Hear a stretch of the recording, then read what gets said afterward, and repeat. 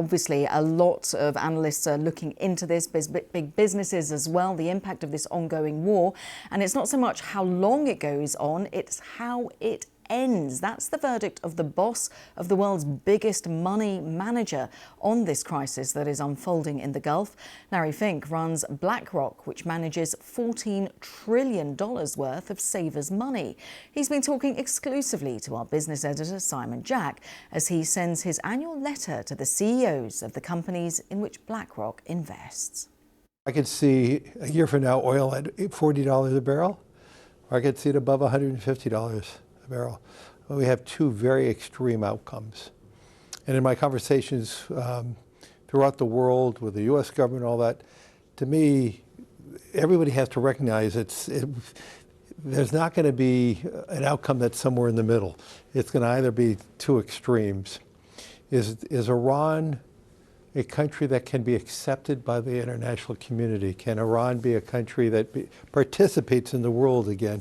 And if that outcome occurred, then you could have the Iranian oil back into the marketplace, alongside the growth of the Venezuelan oil, and you could paint a picture where oil prices could be lower than they were prior to the Iranian war.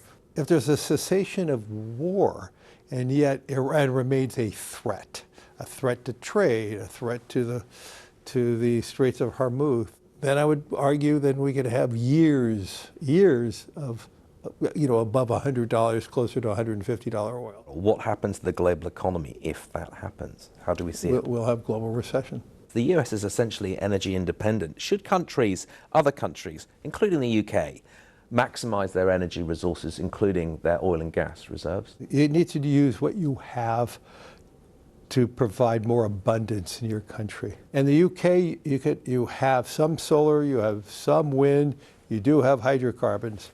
To me, it is about being pragmatic.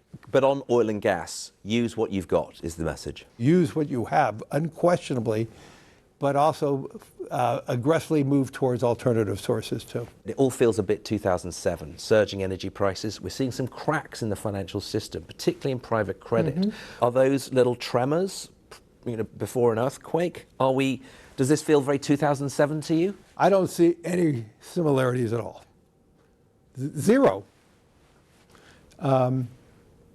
2007 was based on hidden leverage,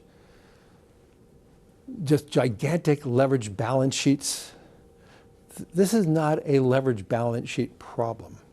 And it was the leverage that was the foundation of the fall of 2008. We've seen trillions of dollars pumped into AI. When Jimmy Dimon did an interview with the BBC recently, he said a lot of that money might end up wasted. Are we in a bubble? Will a lot of that money be wasted? What do you make of that? I do not believe we have a bubble at all. That being said, could we have one or two failures in AI? Sure, I'm fine with that. Okay, that's market mechanisms.